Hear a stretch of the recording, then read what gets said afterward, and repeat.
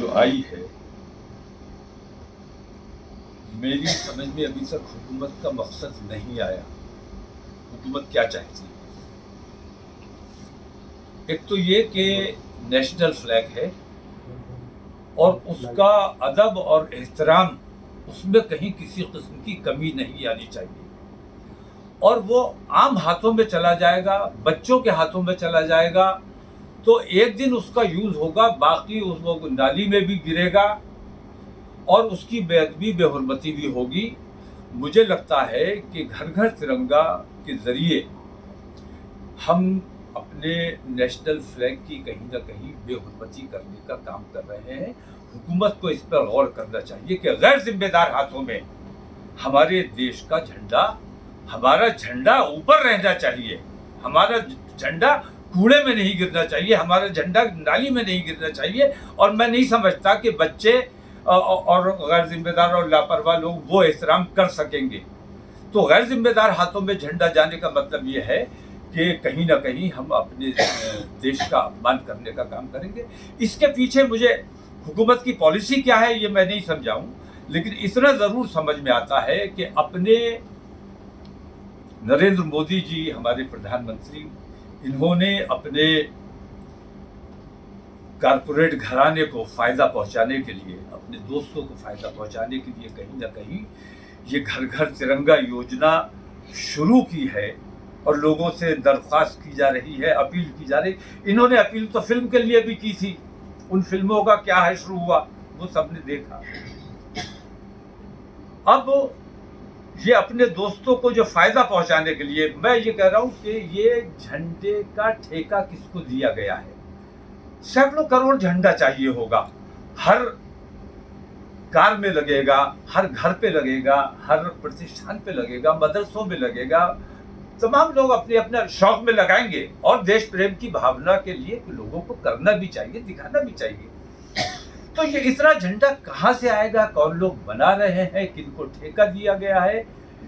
ये मेरा मानना ये है कि ये कोई देश प्रेम की भावना पैदा करने के लिए ये काम नहीं किया जा रहा है, बल्कि ये जनता का दोहन करने की एक स्कीम है कि किसी भी तरह से देश की भी बात हो जाए और जनता से किसी न किसी तरह से पैसा निकलवा लिया जाए।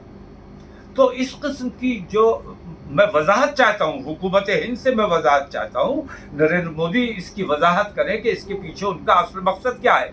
अगर असल मकसद देश प्रेम की भावना पैदा करना है तो उन्हें यह कहना चाहिए था कि लोग अपना अपना झंडा तैयार करें। झंडा कहीं से बाहर से मंगवाया जा रहा है या किसी को ठेका दिया गया है, ये तमाम चीजें क्लियर होनी चाहिए। मौलाना साहब, बहुत सारी जगह लोग एनजीओ तैयार कर रहे हैं। जैसे अगर हम बरेली की बात करें तो स्वयं सहायता समूह की महिलाएं कर रही हैं, बहुत सारे घरेलू उद्योग हैं। यहाँ सरकार ने किसी एक जगह से नहीं कहा है। नहीं, वो तो हर साल होता है। मैंने देखा है लोग अपने अपने झंडे बनाते हैं, बैरियर पे वो बेचे जाते हैं, जहाँ जहाँ रेड लाइट्स होती है वहाँ बेचे जाते हैं। वो लोग अपने झंडे बनाते हैं, वो धंधा करते हैं। वो जो धंधा करते हैं, मैं ये समझता हूँ कि इस बार वही धंधा नरेंद्र मोदी ने इख्तियार कर लिया है। सबसे बड़ी और इम्पोर्टेंट बात यह है कि 15 अगस्त 75वीं सालगिरह हमारी है, इसे हमारी आज़ादी की 75वीं सालगिरह है, इसे हमें आला पैमाने पर मनाना चाहिए। लेकिन इसको धंधा बनाने की जो कोशिश की गई है, इसकी मैं मुखालफत कर रहा हूँ। क्या सरकार की हर चीज की सरकार कुछ तो करेगी देश भावना पैदा करने के लिए? देश के हर चीज नहीं, सरकार अगर देश के लिए कुछ अच्छा करना चाहती है तो मैं बताता हूँ। देश की तकरीबन 140 करोड़ की आबादी है, सबसे बड़ा मुल्क है, बहुत बड़ी ताकत है और भुखमरी के कगार पे है, कंगाल होने के कगार पर पहुंचा हुआ है। और आजादी के 75 वर्ष पूरे होने पर भी आज भी हम ये देखते हैं कि किसान खुदकशी करने पर मजबूर है, लोग भूख से आज भी मर जाते हैं।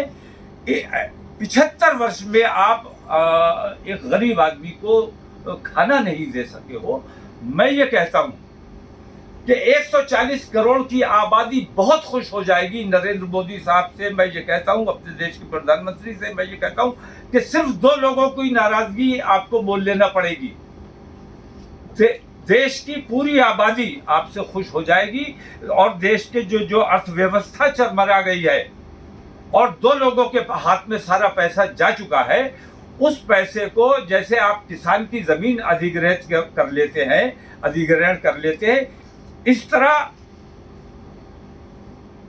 अपने उन 2 दोस्तों की तमाम संपत्ति को राष्ट्र के नाम समर्पित कर दिया जाए, क्योंकि आप भी राष्ट्रवादी हैं और आपके वो दोनों दोस्त भी राष्ट्रवादी हैं। अगर वो अपने देश की जनता के लिए, अपने राष्ट्र के लिए अपनी संपत्ति राष्ट्र के नाम समर्पित कर देंगे तो देश का भला हो जाएगा, 140 करोड़ जनता खुश हो जाएगी। लेकिन प्रधानमंत्री कह रहे हैं कि उन्होंने तो प्रधानमंत्री का ये मानना है कि सरकार का काम बिजनेस करना नहीं है। सरकार बिजनेस कर रही है, सरकार तिरंगे के नाम पे धंधा कर रही है, सरकार हर नाम पे धंधा कर रही है। और मैं कहता हूं, कल का आप नितिन गडकरी का बयान देख लीजिए। नितिन गडकरी का बयान पूरी तरह से वजाहत कर देता है कि सरकार किस लाइन पर चल रही है और क्या करना चाहती है और किस तरह चल रही है। नितिन गडकरी जैसे, मुझे लगता है कि भारतीय जनता पार्टी में नितिन गडकरी वाहिद शख्सियत है जिसका अभी जमीर मुर्दा नहीं हुआ है, जिसकी अंतरात्मा उसको झकझोरती है। तो नितिन गडकरी जैसे सोच के लोगों को आगे आना चाहिए। ये लोग अपने देश के लिए कुछ कर सकते हैं और नरेंद्र मोदी जैसे लोग अगर देश की सत्ता पर काबिज रहेंगे तो वाकई अगर नरेंद्र मोदी अपने देश से प्यार करते हैं, देश की जनता से प्यार करते हैं, तो उन्हें सिर्फ अपने 2 दोस्तों की नाराजगी मोल लेनी है, पूरे देश की जनता का भला हो जाएगा। एक देवबंद से खबर है कि उत्तराखंड से 2 भाई बहन असलम, उसकी बहन और उसकी दोस्त हेना, अभी कांवड़ लेके उन्होंने जल चलाया है। इस पे आप क्या कहेंगे? नहीं, इसमें कुछ कहने जैसा नहीं है, इसमें कुछ कहने जैसा नहीं है। ये सद्भावना की बात है।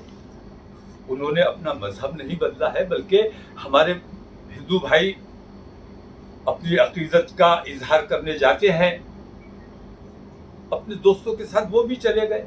हमारे बहुत से हिंदू भाई हमारे साथ रोज़ा अफ्तार में शरीक होते हैं। लेकिन मैं ये कहता हूँ कि हिंदू अपने तिलक के साथ, अपनी शनाख्त के साथ रहना चाहिए और मुसलमान अपनी दाढ़ी टोपी के साथ, अपनी शनाख्त के साथ हिंदुस्तान में रहे और इन दोनों में आपस में प्यार मोहब्बत हो। यही सच्चा देश प्रेम है। लेकिन इसके साथ उन्होंने एक चीज़ और कही है। उन्होंने कहा कि हमें उत्तराखंड सरकार ने वहाँ जल नहीं चढ़ाने दिया। उन्होंने कहा कि भाई आप जो है आप मुसलमान हैं इसलिए आप नहीं चढ़ा सकते। हिंदू मुस्लिम हो जाएगी, आप कराने आए हुए हैं। नहीं, हिंदू मुस्लिम तो सरकार करा रही है। और मैं ये कहता हूं कि देखिए, हमारा देश विश्व गुरु बन सकता है।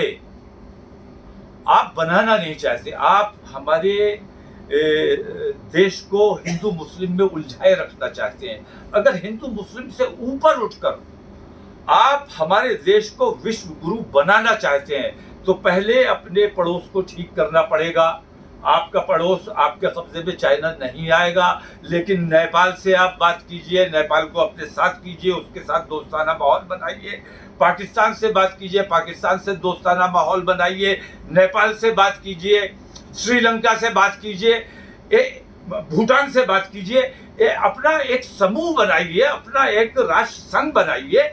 तो आप जब यहाँ इतनी ताकत बना लेंगे तो आप अमेरिका जैसी शक्ति के सामने मुकाबले में आ सकते हैं। आपकी रुपया जो गिरता चला जा रहा है, मैं तो देख रहा हूँ कि जैसे पेट्रोल 100 रुपए को पार कर गया है, ऐसे ही डॉलर भी किसी दिन 100 रुपए को पार कर जाएगा और जनता देखती ही रहेगी। कुछ बोलने की ना हिम्मत है ना ताकत है। नेता भी देख रहा है, जनता भी देख रही है, कोई कुछ नहीं कह पा रहा है।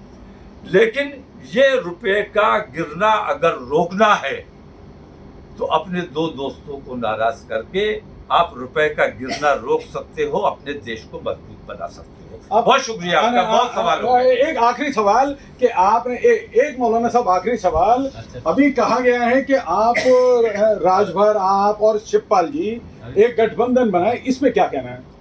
मैं फिलहाल राजनीति की बात नहीं करना चाहता, मैं फिलहाल सिर्फ देश की बात करना चाहता हूं, और राजनीति भी मैं जो करता हूं वो अपने देश के लिए, अपने लोगों की भलाई के लिए, एकता और भाईचारे का माहौल बनाने के लिए करता हूं। और 2024 में किस किस्म का माहौल बनेगा, मैं ये महसूस कर रहा हूं कि 2024 के लिए अगर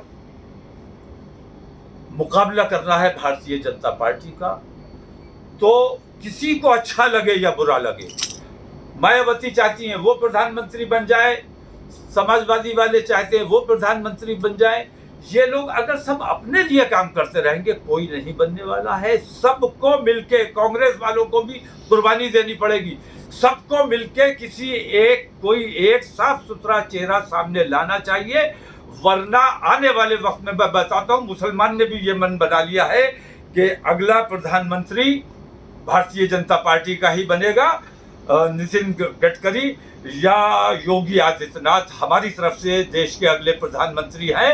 अगर इन्होंने कोई मजबूत गठबंधन नहीं बनाया, और मेरी राय यह है कि अगर ममता बनर्जी को प्रधानमंत्री का चेहरा बनाते हैं सब मिलके, और इसमें किसी किस्म की सियासत नहीं होती है, तो बेहतर नतीजा निकल सकता है, वरना भारतीय जनता पार्टी का मुकाबला ना कांग्रेस कर पा रही है ना कोई और दल कर पा रहा है। अच्छा, जैसा आप बता रहे थे अभी कि कहीं आपको संदेह है कि तिरंगा नहीं फहरेगा, तिरंगा, जैसे आप अभी बता रहे थे बातचीत में, तिरंगा मैं ये कहता हूँ कि नरेंद्र मोदी की सरकार है, नरेंद्र मोदी कहते हैं घर घर तिरंगा, अपने प्रतिष्ठान पे तिरंगा लगाइए।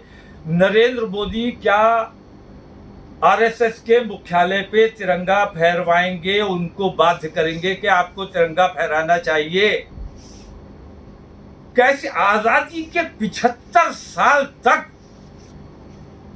वो अपने आप को देश प्रेमी कहते हैं, राष्ट्रवादी कहते हैं, और तिरंगे से उन्हें इतना प्यार है कि अपने मुख्यालय पे तिरंगा नहीं फहराते। ये दुर्भाग्य है हमारे देश का, और ऐसे लोग हमारे नेता बने हुए हैं। इन तमाम चीजों पर, आम मदरसों पर इन तमाम चीजों पर देश की आम जनता को गौर करना चाहिए कि असल में देश प्रेमी कौन है। देश प्रेम की आड़ में जनता का दोहन किया जा रहा है, झंडों को कारोबार बना लिया, हमारे देश के फ्लैग को, हमारे राष्ट्रीय ध्वज को आपने धंधा बना लिया है। इससे बड़ा दुर्भाग्य कुछ नहीं हो सकता। बहुत ठीक ठीक।